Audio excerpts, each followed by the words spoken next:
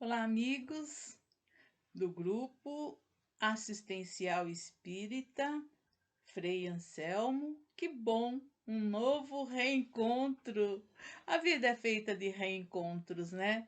E quiçá quiséramos nós que todos os reencontros pudessem ser para uma reflexão saudável, uma reflexão amiga, tal qual o Frei Anselmo nos proporciona.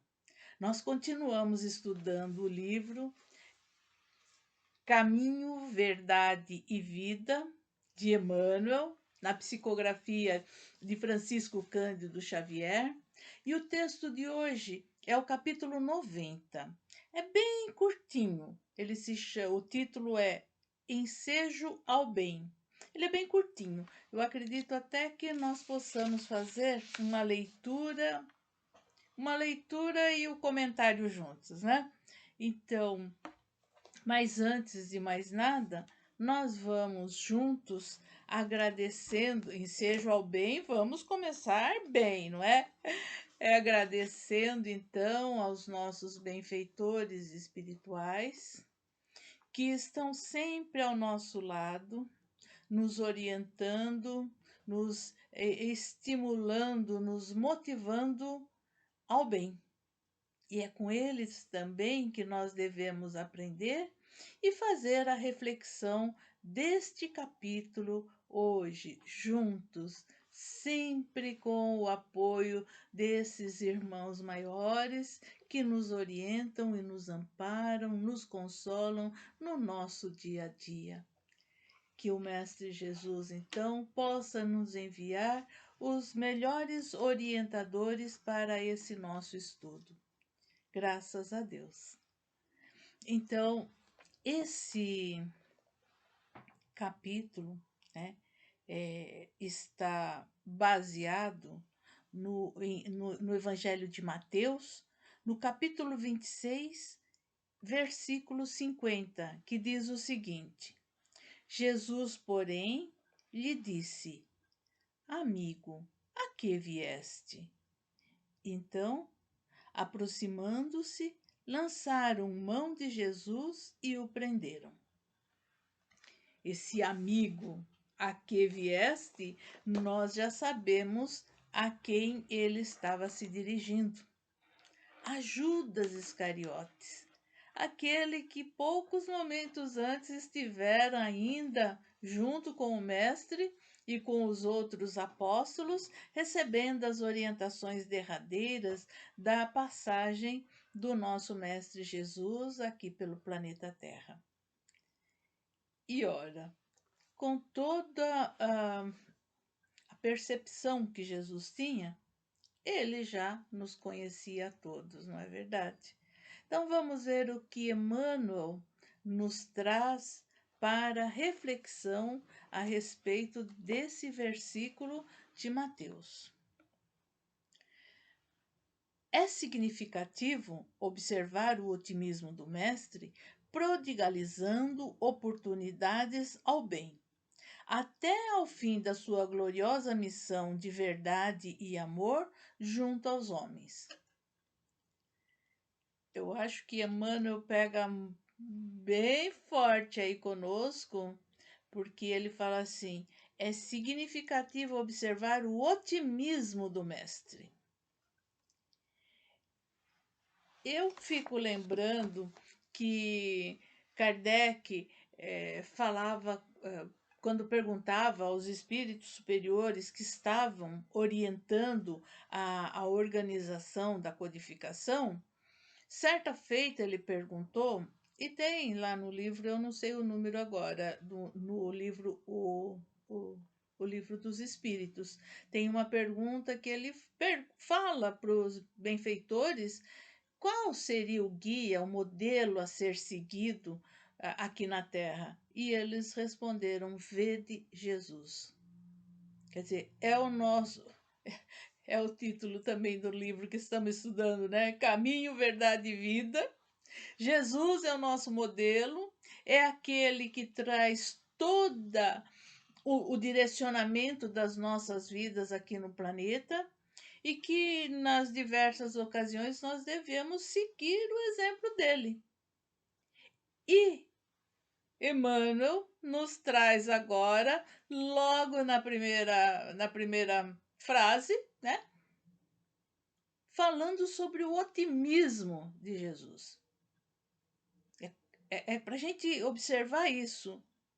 Seja lá em que situação for. Uma outra situação que nós percebemos dentro do Evangelho, de como Jesus buscava ver as coisas boas, é aquela ocasião em que ele está com os discípulos e encontram lá um cadáver, né, de um cachorro, né, já em decomposição, e o pessoal se afastando, não querendo ver aquilo, tudo mais, né? Falando da cena assim, até parece que estamos repetindo as nossas atitudes, né?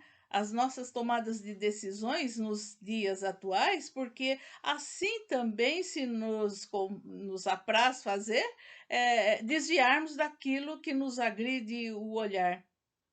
E Jesus, no entanto, naquele momento, aproxima-se, olha aquele cadáver, né? Aquele ser em decomposição, e olha o otimismo dele. O que ele repara? Os dentes. Fala assim: que lindos dentes ele tinha. Será que nós teríamos essa capacidade igual ao Mestre Jesus, que é o caminho, a verdade e vida, conforme Emmanuel, e também que é, segundo os benfeitores espirituais que orientaram toda a codificação, o modelo que nós temos que seguir? Nós temos que nos disciplinar para buscar este olhar para o bem, para as coisas boas que se nos ocorrem.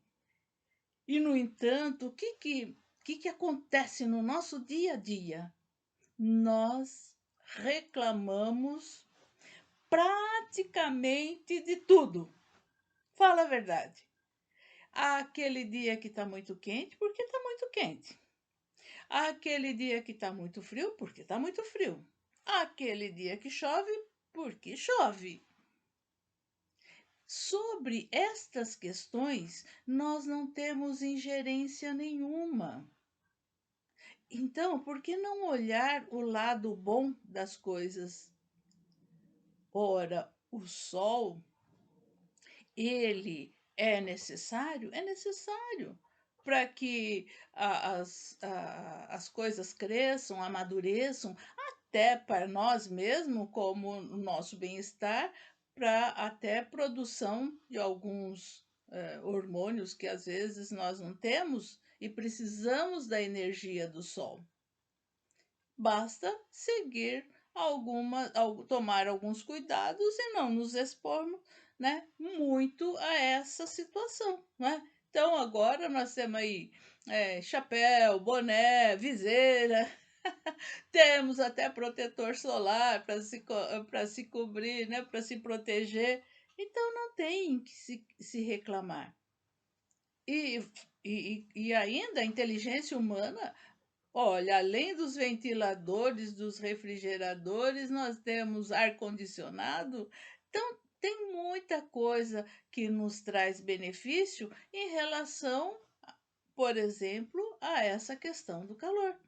E nós reclamamos do calor. E da chuva?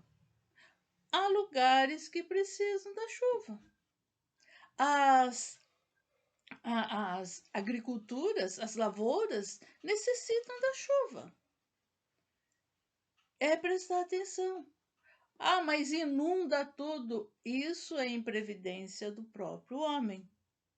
Porque nas grandes cidades, o que acontece? É tudo asfaltado, cimentado, não tem lugar para que a água possa escoar. Então ela vai fazer o quê? Ela vai fazer aquilo que é natural, vai rolar, escoar até os lugares mais baixos e que não dão vazão à quantidade e alaga. Olha só que coisa, não é? mas isso é preciso que a gente tenha um pouquinho mais de previdência, de nos prevenirmos.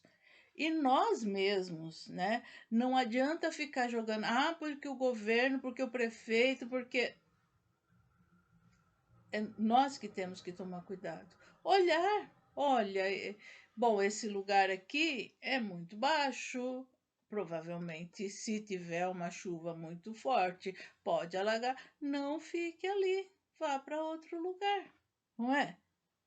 Ou até mesmo pequenos cuidados que nós poderemos ter, evitar jogar lixo na rua, que entope os bueiros e resulta nesses alagamentos. Olha, uma palavra de Emmanuel, o quanto nós temos que refletir a respeito dessa situação. E nós não paramos, nós gostamos de estar reclamando. Não importa o que seja, estava brincando outro dia com a minha amiga, mas não importa o que seja, nós queremos reclamar. Será que não é melhor a gente seguir o exemplo de Jesus e mesmo que a situação esteja muito ruim, nós respirarmos fundo e buscarmos um lado bom daquilo? É importante que a gente comece a pensar, mas o que eu vou olhar de bom na guerra? Nada, na verdade, não é? É morte e destruição. Mas se nós olharmos a partir da Segunda Guerra, quanta coisa se desenvolveu, evoluiu, né? É que na hora, no momento que nós estamos vivendo, certamente nós não percebemos, né? Só passado algum tempo é que nós podemos analisar. E esse tempo, assim, não é uma semana, 2 semanas. São décadas. Décadas para termos consciência do que resultou, do que se aproveitou daquela situação dramática. Então, tudo que se nos acontece é, com certeza, com a permissão do Pai. Basta a nós reconhecermos quais são os aprendizados que devemos ter com isso. Muitas vezes nós reclamamos de uma dor ou de uma doença, ou às vezes até de uma amputação, não é? Mas nós não sabemos que como é que age a bondade divina, a misericórdia divina, e mais que tudo isso, a justiça e o amor infinito do Pai nas nossas vidas. Como precisamos parar para refletir e como refletir isso em lugares apropriados, tal qual uma casa espírita. Tenha por hábito, uma vez por semana, ouvir uma palestra, mas prestar bem atenção. E ao terminar essa palestra, pensar assim: o que foi que me restou de bom disso que eu ouvi? Assim como agora, como hoje. Emmanuel está dizendo: ensejo ao bem. Então, vamos ver se no final desse meu monólogo, não é uma conversa porque estou falando sozinha, desse meu monólogo, sobra alguma coisa de aproveitável, não é? Nós lemos só o primeiro parágrafo, vamos ler o segundo. Vou repetir o primeiro para a gente perceber por que deu toda essa reflexão. É significativo observar o otimismo do mestre, prodigalizando oportunidades ao bem até ao fim de sua gloriosa missão de verdade e amor junto dos homens. Cientificara-se o Cristo com respeito ao desvio de Judas. Comentara amorosamente o assunto na derradeira reunião mais íntimas com os discípulos e não guardava qualquer dúvida relativamente aos suplícios que o esperavam. No entanto, Aproximando-se o cooperador transviado, beija-o na face, identificando-o perante os verdugos. E o mestre, com sublime serenidade, recebe a saudação carinhosamente e indaga: Amigo, a que viestes? Olha essa situação. Essa situação também da serenidade. Nós não temos essa virtude ainda nas nossas vidas, né? Da serenidade.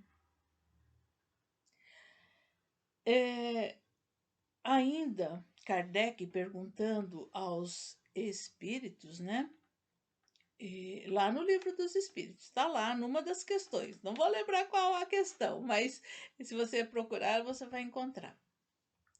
Ele pergunta assim, qual é a visão que Jesus tinha da caridade?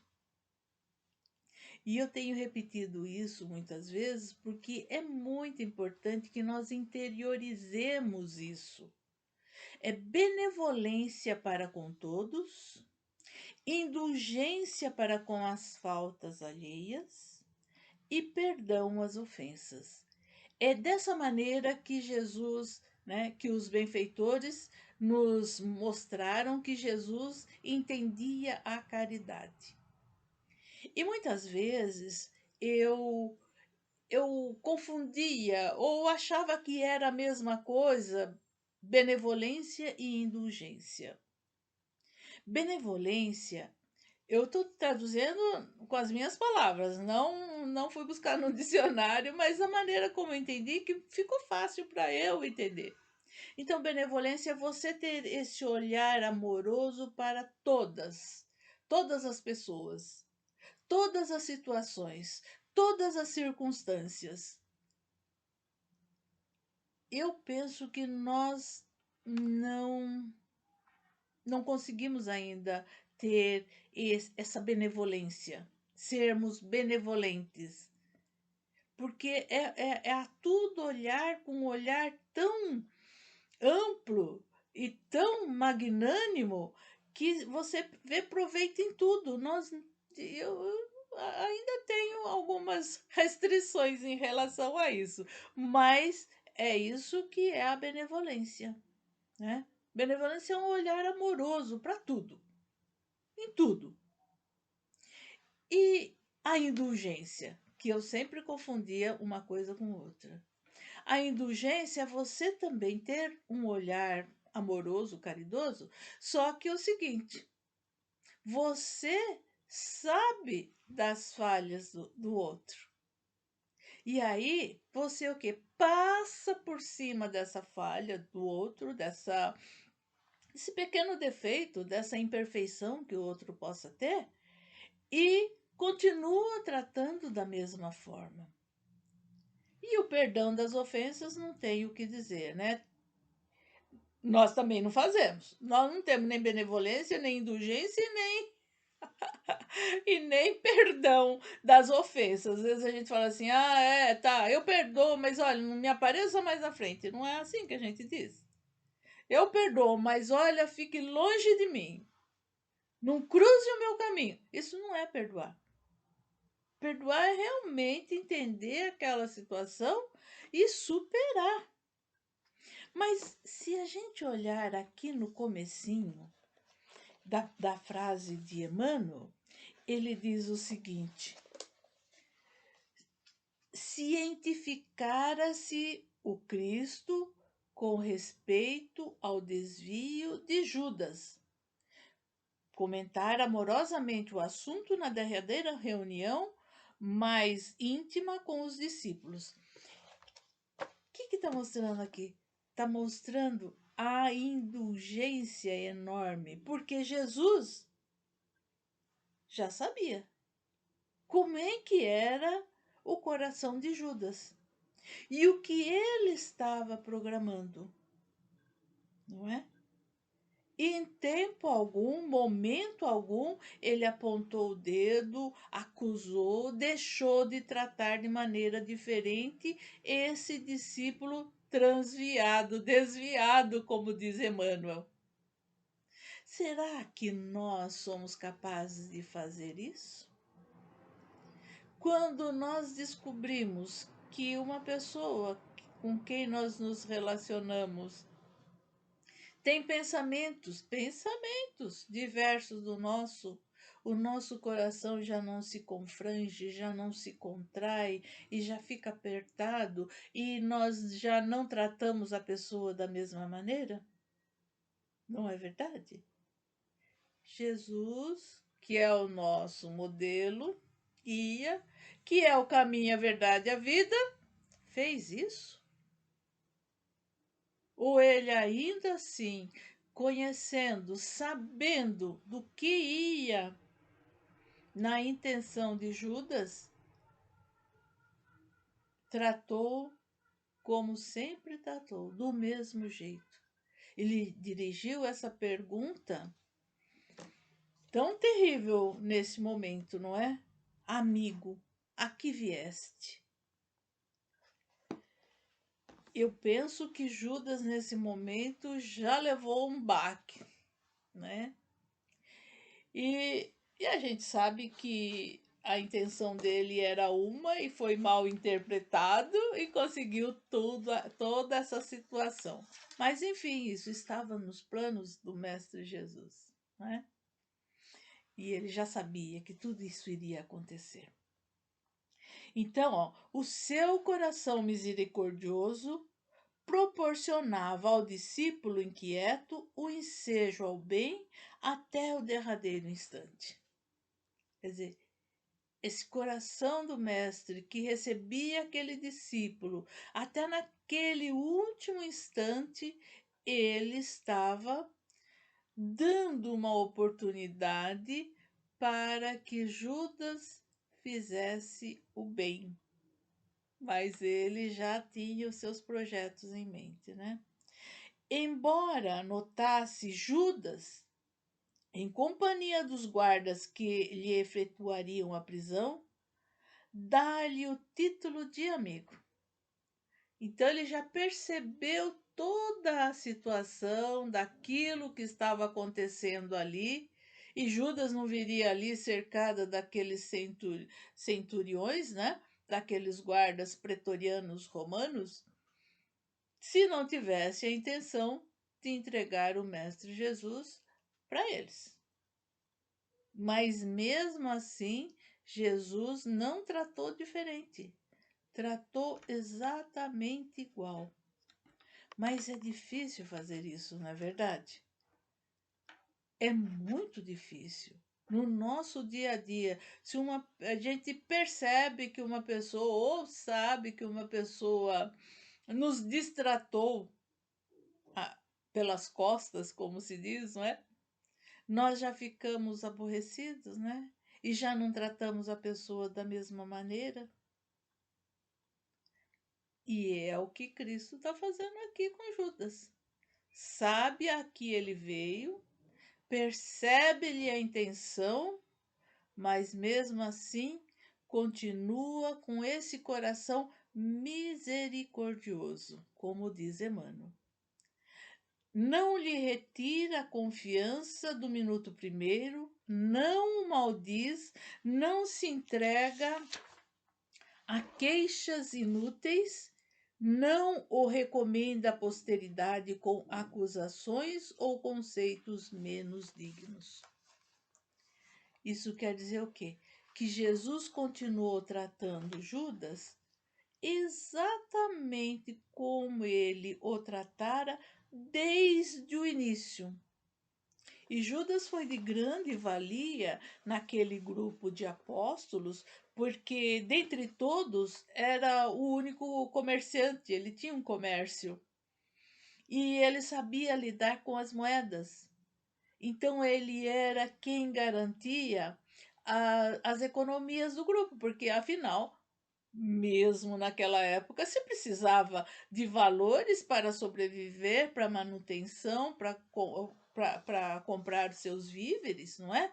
E quem sabia melhor fazer isso? Judas. E foi então ele o encarregado de cuidar das finanças do grupo.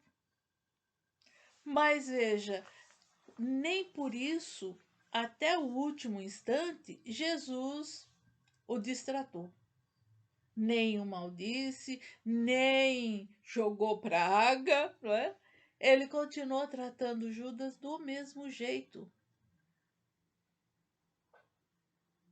esperando que ele tivesse um raciocínio, um tino, um senso um pouquinho maior e percebesse que ele, Judas, né, também estava caindo numa armadilha montada pelos fariseus. Olha só como que são essas coisas, né? E muitas vezes no nosso dia a dia, na nossa família, no nosso lado profissional, mesmo entre os grupos sociais até de lazer, acontecem enredos tão fantásticos que muitas vezes nós não percebemos que estamos sendo manipulados, né, em função de algumas situações que nós não percebemos. Quantas e quantas vezes isso não ocorre? Já não ocorreu e continua ocorrendo. É preciso que nós estejamos atentos a todos os movimentos da nossa vida e não perdendo ocasião de fazer o bem. Nos nossos estudos, esse eu não vou poder dizer para vocês, mas provavelmente está no livro dos Espíritos, que é assim, que o mal não existe, que o mal é a ausência do bem. E essa ausência do bem é quando nós deixamos de fazer alguma coisa melhor. Muitas pessoas costumam dizer assim: olha, eu não estou fazendo mal para ninguém, estou fazendo mal nenhum. Aí a gente pergunta para ela: mas está fazendo bem? Não, também não estou fazendo bem. Deixou de fazer o bem. Então já está fazendo mal. Só pelo fato de não fazer o bem, já está fazendo mal. É isso que nós ainda não entendemos e não começamos a praticar no nosso dia a dia. São condições tão pequenas, tão mínimas, que nós precisamos estar atentos. Provavelmente nós vamos para o nosso trabalho, eu não sei como vocês vão, mas por um bom tempo, eu agora já não vou mais todos os dias ao trabalho, né? Eu tomava um ônibus e quando eu tomo ônibus agora, eu falo boa tarde, bom dia para o motorista e se tiver lá o trocador, o cobrador, né? Eu também falo bom dia, boa tarde, tá tudo bem, né? Agradeço pelo trabalho deles, porque é o mínimo que se pode fazer. Vocês já prestaram atenção que muitas vezes a gente entra carrancudo e sai carrancudo de dentro do ônibus? No ônibus é mais fácil de ver o condutor. No metrô, nem tanto. Mas nós, quando nos adentrarmos ao metrô, ou mesmo nas estações, não custa fazer um pensamento: Deus, abençoa todos esses que estão envolvidos nessa jornada, porque nós estamos juntos. Seja no metrô, seja no ônibus, seja no Uber, seja no táxi, onde quer que a gente esteja num coletivo, as nossas vidas estão sob a responsabilidade daquele condutor. Então é bom que nós lancemos assim bênçãos, vibrações positivas, porque nós estamos nas mãos dele para falar bem a verdade, né? Se ele não conduzir bem o ônibus, o táxi, o Uber, o metrô, quem vai sofrer as consequências somos nós. Então, fazer o bem, Não tem hora, não tem momento específico. Não, eu vou esperar chegar lá na estação, depois que eu tiver feito a viagem direitinho, para agradecer. Não, agradece já, antes que ela comece, porque assim, com certeza você vai ter uma boa viagem. E se tiver algum percalço no caminho, algum incidente ou acidente, é, para não reclamar também, porque é um aprendizado. Alguma coisa de bom vai sobrar daquilo tudo, não é? Pare e pensa. É o tempo que nós temos exatamente para fazer o bem. Quando você estiver pensando em nada, agradeça a Deus pelo dom da vida. Não desperdice a oportunidade de fazer o bem. É o que Emmanuel está nos dizendo aqui. Então, terminando o texto, ele diz assim: nesse gesto de inovidável beleza espiritual, ensinou-nos Jesus que é preciso oferecer portas ao bem, até a última hora da experiência terrestre, ainda que ao término da derradeira oportunidade nada mais reste além do caminho para o martírio ou para a cruz dos supremos testemunhos. Jesus sabia a sequência daquilo que viria, né? Depois daquele beijo fatídico, não é? Nós também sabemos que nós temos um único destino, todos nós. Nenhum de nós vai ficar para semente, como se diz aqui no planeta Terra, não é?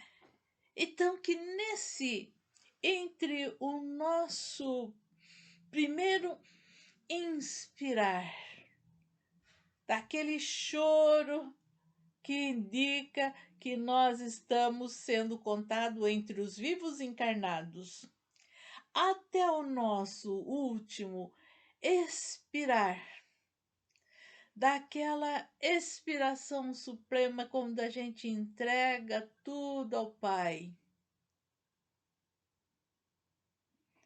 Que a gente seja agente do bem, que nós todos usemos todas as oportunidades para praticarmos o bem. Não é não é para ser uma pessoa grandiosa, não, pequenas coisas que façamos em casa, dentro da nossa casa.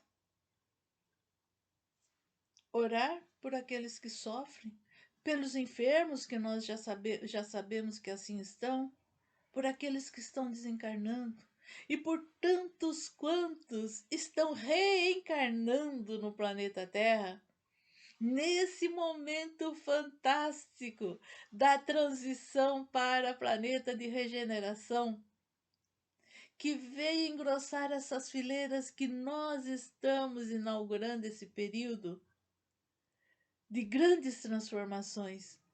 Sejamos estes agentes multiplicadores do bem, tal qual Emmanuel está nos orientando através desse capítulo, Ensejo ao Bem.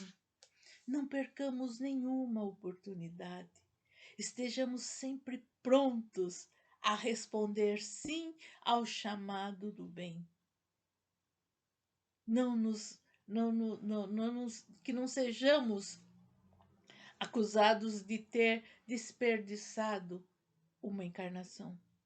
Aproveitemos cada instante, até o derradeiro momento, como exemplificou o Cristo, para fazermos o bem. E como eu disse, quando você vai para uma palestra espírita ou quando você ouve um momento de reflexão, quando nós encerrarmos aqui, pare um minutinho e pense: o que de bom me restou deste momento de reflexão? E guarde para si, no seu coração. Caso não tenha restado nada, coloque lá nas observações do site, né, da nossa transmissão. Olha, Noeli, você precisa melhorar essa leitura que você fez de Emmanuel, precisa ser melhorada. E isso é um bem também que está sendo feito, porque indica a necessidade de aprimoramento, de concentração, de disciplina, para poder falar num texto de Emmanuel que não é nada fácil, principalmente para mim, não é? Então vamos juntos agradecer estes momentos que nós estivemos aqui fazendo a reflexão. Agradecer primeiramente a Deus, ao Mestre Jesus e aos benfeitores espirituais e também ao Grupo Espírita Assistencial Frei Anselmo, que nos oferece essa oportunidade.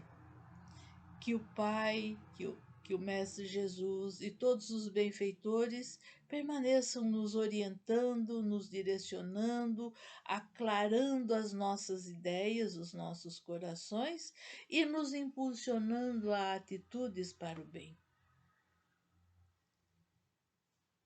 Que nesse momento nós também possamos estar pensando naquelas pessoas que, por N problemas, não podem se dirigir a um centro espírita e que se valem das gravações, dos vídeos, que eles também possam receber neste momento as bênçãos de todos os benfeitores espirituais e que essas poucas palavras possam incentivá-los a permanecer no bem, na fé, na fortaleza, na perseverança, na esperança, sempre agradecendo a Deus por tudo que passam, por tudo que já passaram e por tudo que ainda vamos passar.